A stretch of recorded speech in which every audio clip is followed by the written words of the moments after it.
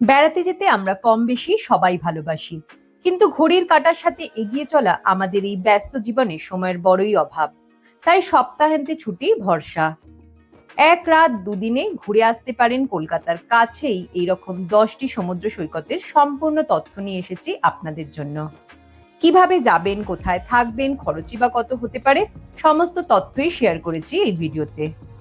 তাই ভিডিওটা শেষ পর্যন্ত অবশ্যই দেখবেন। আশা করি এর মধ্যে কোনো একটি জায়গা আপনার পছন্দ তালিকায় যোগ হয়ে যাবে আগামী ছুটিতে বেড়ানোর জন্য। বকখালি, দক্ষিণ 24 পরগনার সাদাবালির সমুদ্র সৈকত বকখালি। কলকাতা থেকে পৌঁছাতে সময় লাগবে 3.5 থেকে 4 ঘন্টা। বকখালি পৌঁছানোর জন্য নিয়ারেস্ট স্টেশন হলো নামখানা। ধর্মতলা থেকে সরাসরি বাসেও পৌঁছাতে পারেন বকখালি। শিয়ালদহ থেকে লক্ষ্মীকান্তপুর নামখানা লোকালে নামখানা পৌঁছে একটা অটো বা টোটো বুক করে নিতে পারেন বকখালি যাওয়ার জন্য। বকখালিতে থাকার জন্য বিভিন্ন মানের, বিভিন্ন বাজেটে প্রচুর হোটেল আছে, তাই বিশেষ কোনো অকেশন না থাকলে আগে থেকে বুকিং করে যাওয়া দরকার পড়ে না। তাও কিছু হোটেলের নাম ও নাম্বার আমি ডেসক্রিপশনে দিয়ে রাখলাম। বকখালিতে কি কি ঘুরে দেখবেন? বকখালি বিচ তো রয়েছেই, তার সাথে ঘুরে দেখে নিতে পারেন Henry Island, Fraserganj, Kargil beach, Jambudwip. একটা টোটো বুক করলে তারাই সমস্ত জায়গাগুলো ঘুরিয়ে দেখিয়ে দেবে। এক রাত্রি দুদিনে বকখালি ঘোরার জন্য দুজনের খরচ পড়বে মোটামুটি 3.5 থেকে 4,000 টাকা।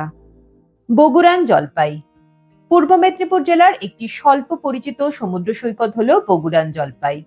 কলকাতা থেকে পৌঁছাতে সময় লাগবে 4 থেকে 4.5 ঘন্টা। পৌঁছানোর জন্য নিয়ারেস্ট স্টেশন হলো কাঁথি। বাসে আসলেও আপনাকে কাঁথিতেই নামতে হবে। স্টেশন বা বাস স্ট্যান্ড থেকে অটো বা টোটো বুক করে অনায়াসেই পৌঁছে যেতে পারেন বগুড়ান জলপাই। সমুদ্র সৈকতের একদম কাছেই রয়েছে সাগর নিরালায় গেস্ট হাউস। অবশ্যই আগে থেকে বুকিং করতে হবে। খাওয়া দাওয়ার ব্যবস্থা গেস্ট হাউসেই করে দেওয়া হয়। বুকিং ডিটেলস ডেসক্রিপশনে দেওয়া রয়েছে। চাইলে এখান থেকে ঘুরে আসতে পারেন আরো দুটি নির্জন সমুদ্র সৈকত, বাঁকিপুট আর জুনপুট। এক রাত্রি দুদিনে বগুড়ান জলপাই ঘুরতে দুজনের খরচ হবে মোটামুটি 4 থেকে 4,500 টাকা। দুবলাগড়ি, উড়িষ্যার একটি অফবিট সমুদ্র সৈকত হলো দুবলাগড়ি। কলকাতা থেকে পৌঁছাতে সময় লাগে 5 থেকে 5.5 ঘন্টা। নিয়ারেস্ট স্টেশন হচ্ছে বালাসোর। স্টেশনের বাইরে থেকে অটো বা গাড়ি রিজার্ভ করে পৌঁছে যেতে হবে দুবলাগুড়ি সি বিচ। যেখানে স্টে বুকিং করবেন সেখানে বলে রাখলেও তারাও স্টেশনে গাড়ি পাঠানোর ব্যবস্থা করে দেয়। দুবলাগড়িতে থাকার জন্য রয়েছে বেশ কিছু ক্যাম্প, তার মধ্যে কিছু ক্যাম্পের নাম ও ফোন নাম্বার আমি ডেসক্রিপশনে দিয়ে দিলাম। এখানে ক্যাম্প অবশ্যই আগে থেকে বুকিং করে নেবেন। এখানে টেন্টে থাকার সঙ্গে 3 বেলা খাওয়ার প্যাকেজও ইনক্লুড থাকে, আর এই প্যাকেজ শুরু হয় মাথা পিছু 1300 টাকা থেকে। এই নির্জন সমুদ্র সৈকতে নিজের মতো করে সময় কাটাতে পারবেন। চাইলে ঘুরে আসতে পারেন বাগদা বিচ থেকেও। এক রাত্রি দুদিনে দুবলাগুড়ি ঘোরার জন্য দুজনের খরচ পড়বে 4 থেকে 4,500 টাকা। লালগঞ্জ, দক্ষিণ 24 পরগনার একটি নির্জন সমুদ্র সৈকত হলো লালগঞ্জ। কলকাতা থেকে পৌঁছাতে সময় লাগবে 3.5 থেকে 4 ঘন্টা। নিয়ারেস্ট স্টেশন হলো নামখানা। নামখানা স্টেশনে নেমে টোটো বুক করে পৌঁছে যেতে পারেন লালগঞ্জ। শেয়ারিং টোটো পেয়ে যাবেন, সেক্ষেত্রে প্রথমে 10 মাইল বাজার, তারপর আবার টোটো চেঞ্জ করতে হবে। আর যদি ধর্মতলা থেকে বাসে আসেন তাহলে নামতে হবে 10 মাইল বাজার। এখানে থাকার জন্য রয়েছে কিছু বিচ ক্যাম্প। নন এসি টেন্টের ভাড়া শুরু হয় মাথাপিছু 1250 টাকা থেকে। তার সাথে 3 টাইম খাওয়া দাওয়া ইনক্লুড থাকে। অবশ্যই আগে থেকে বুকিং করতে হবে। ক্যাম্প বুকিং এর নাম্বার ডেসক্রিপশনে দেওয়া রইল। নির্জন এই সমুদ্র সৈকতে সমুদ্র তো উপভোগ করবেন, তার সাথে চাইলে একটা বোট বুকিং করে ঘুরে আসতে পারেন ম্যানগ্রোভ ফরেস্ট ও অজানা দ্বীপ থেকে। অবশ্যই আপনি যেখানে থাকছেন তাদেরকে বলতে হবে, তারাই বোটের ব্যবস্থা করে দেবে। এক রাত দুদিনে লালগঞ্জের এই ট্রিপ করতে দুজনের খরচ হতে পারে 4 থেকে 4,500 টাকা। তাজপুর, পূর্ব মেদিনীপুর জেলার ভীষণই সুন্দর ও জনপ্রিয় একটি সমুদ্র সৈকত হলো তাজপুর। কলকাতা থেকে পৌঁছাতে সময় লাগবে 3.5 থেকে 4 ঘন্টা। হাওড়া থেকে দীঘাগামী ট্রেনে নামতে হবে রামনগর। আর আপনারা যদি বাসে আসেন তাহলে নামতে হবে বালিশাই। সেখান থেকে অটো বুক করে পৌঁছাতে হবে তাজপুর সমুদ্র সৈকত। তাজপুরে থাকার জন্য বিভিন্ন বাজেটের প্রচুর হোটেল আছে। হোটেলের রেট শুরু হয় মোটামুটি 1200 টাকা থেকে। আপনারা আপনাদের পছন্দ ও বাজেট অনুযায়ী বুকিং করে নিতে পারেন।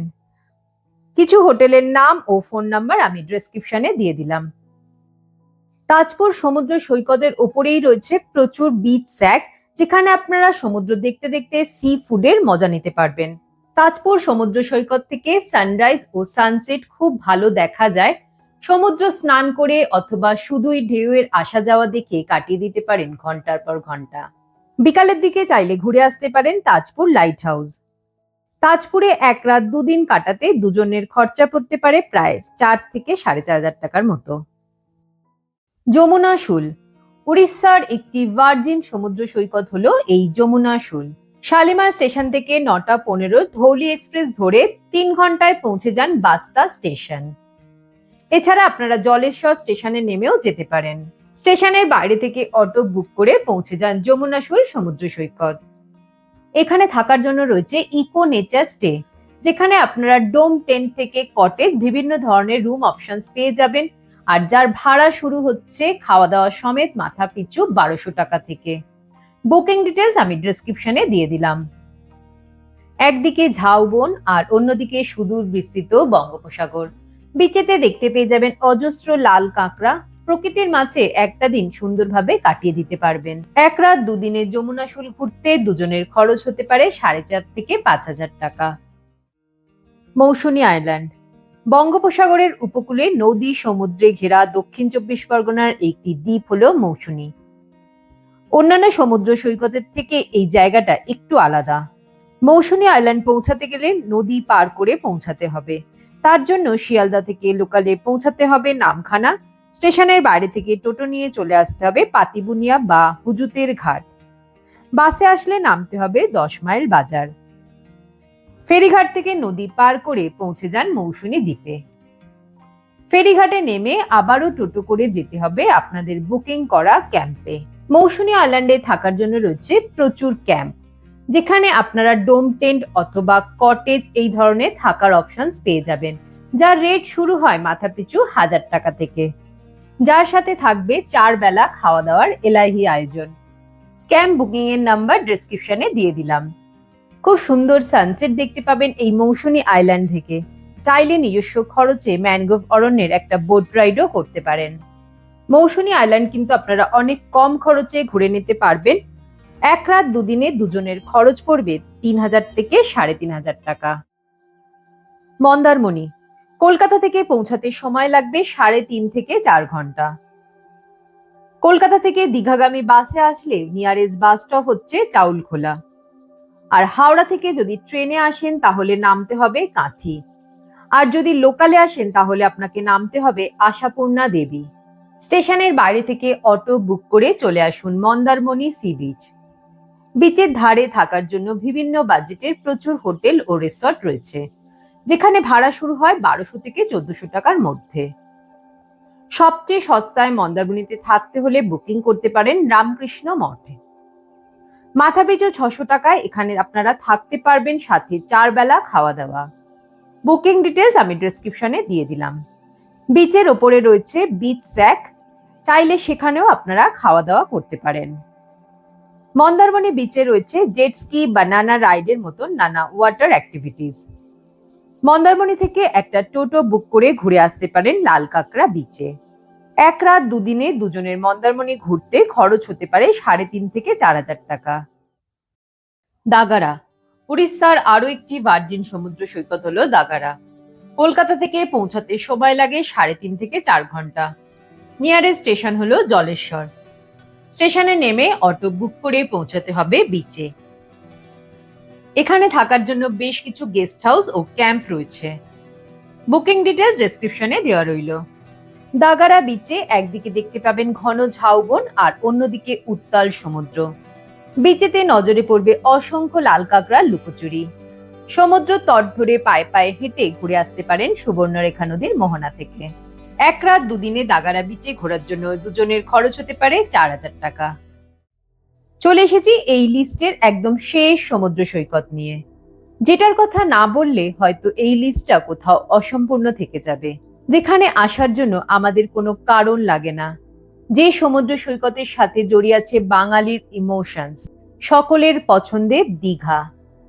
ট্রেনে অথবা বাসে আপনাকে নামতে হবে দীঘা স্টেশন অথবা দীঘা বাস স্ট্যান্ডে। দীঘাতে থাকার জন্য প্রচুর হোটেল রয়েছে, তাই আগে থেকে বুকিং করার দরকার পড়ে না। 500 টাকা থেকে এখানে রুম পেয়ে যাবেন। একটা টোটো বুক করে ঘুরে নিতে পারেন অমরাবতী পার্ক, ঢেউসাগর বা দীঘা মোহনা। ঘুরে নিন বিচ মার্কেটে, প্রচুর কেনাকাটার অপশনস এখানে পাবেন। দুজনের দুদিনে দীঘা ঘোরার জন্য কমপক্ষে খরচ হতে পারে 2500 টাকা। তাহলে ভিডিওটা আপনাদের কেমন লাগলো প্লিজ কমেন্ট করে জানাবেন। আর এই লিস্টে আপনার পছন্দের সমুদ্র সৈকত কোনটা, বা আগামী ছুটিতে আপনি এর মধ্যে কোন সমুদ্র সৈকতে যাওয়ার প্ল্যান করছেন সেটাও অবশ্যই জানাবেন। আজকের ভিডিওটা এখানেই শেষ করছি। সকলে ভালো থাকবেন, দেখা হবে খুব শীঘ্রই।